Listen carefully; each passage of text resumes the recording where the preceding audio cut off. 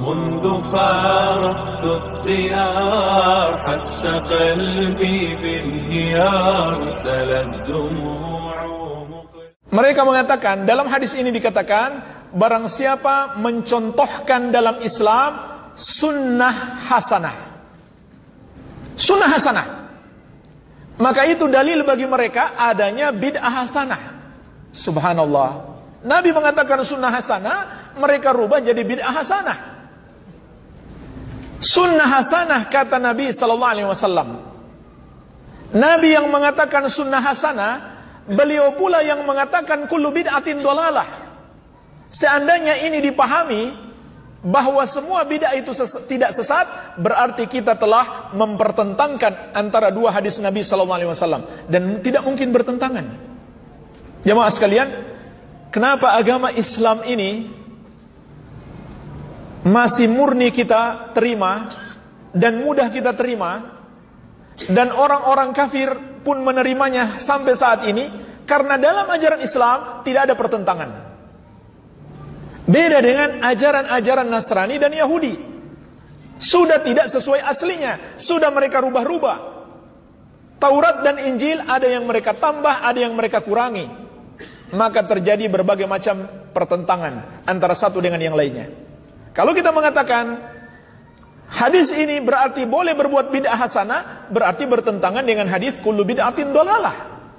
Tidak mungkin dua-duanya ucapan Nabi SAW lalu bertentangan. Kalau begitu yang salah paham adalah kita. Nah, jemaah sekalian, dalam hadis ini juga dikatakan fil Islam, di dalam Islam. Artinya sunnah hasanah itu harus berasal dari dalam Islam.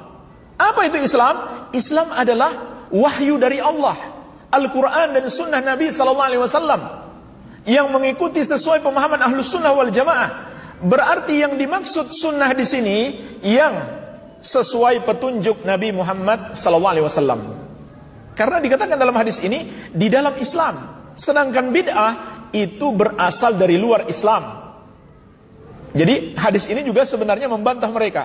Dan memang kata para ulama, tidaklah ahlul bid'ah itu berdalil dengan sebuah hadis kecuali hadis itu sendiri yang akan membantahnya. Ini kaidah penting jamaah sekalian. Tidak ada satu hadis pun yang mereka berdalil dengannya kecuali hadis itu sendiri yang akan membantahnya.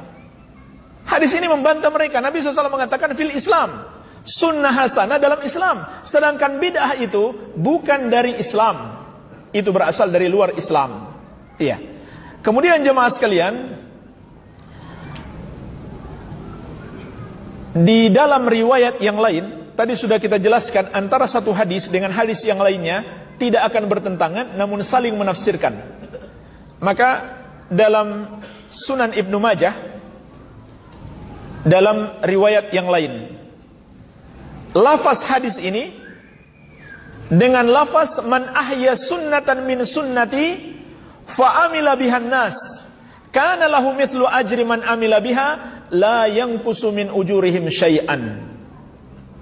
Barang siapa yang menghidupkan sunnah atau satu sunnah dari sunnah-sunnahku, kemudian diikuti oleh manusia, maka dia akan mendapatkan pahalanya orang-orang yang mengikutinya tanpa mengurangi pahala mereka sedikit pun. Jadi, apa penafsiran makna man sanna, siapa yang mencontohkan? Maksudnya adalah man ahya sunnatan min sunnati. Siapa yang menghidupkan satu sunnah dari sunnah-sunnahku. Artinya, sunnah yang lama sudah tidak dikerjakan orang, seakan-akan dia mati sunnah itu, lalu kita mengamalkan, kita hidupkan kembali. Itu maknanya, bukan kita berbuat yang baru, yang tidak dicontohkan oleh Nabi SAW. Kemudian, kalau kita baca lagi hadis ini secara lengkap dalam Sahih Muslim, ternyata hadis ini ada kisah yang melatar belakanginya, yaitu datang sekelompok orang dari satu kaum. Ketika mereka tiba di depan Nabi SAW, Nabi SAW sangat sedih melihat keadaan mereka, karena terlihat betul-betul mereka orang-orang fakir. Maka Nabi ingin para sahabat untuk bersedekah kepada mereka. Maka tiba-tiba datang seorang sahabat membawa beberapa bakul korma sampai-sampai dia hampir nggak sanggup mengangkat bakul korma tersebut. Lalu Nabi SAW sangat senang melihat apa yang dia kerjakan. Apa yang dia lakukan? Memberi sedekah. Maka Nabi SAW kemudian mengatakan hadis ini, man sanna fil islami sunnatan hasanatan. Barang siapa yang mencontohkan dalam Islam sunnah yang baik. Apa sunnah yang baik yang dicontohkan sahabat tadi? Sedekah. Apakah sedekah itu bid'ah? Bahkan itu ajaran Islam yang paling mendasar, termasuk yang paling mendasar. Lalu sahabat ini langsung diikuti oleh para sahabat yang lain. Jadi itulah kisah yang melatar belakangi hadis ini, bukan karena ada sahabat berbuat bid'ah, tapi melakukan ajaran Islam, yaitu bersedekah. Ini syubhat yang pertama.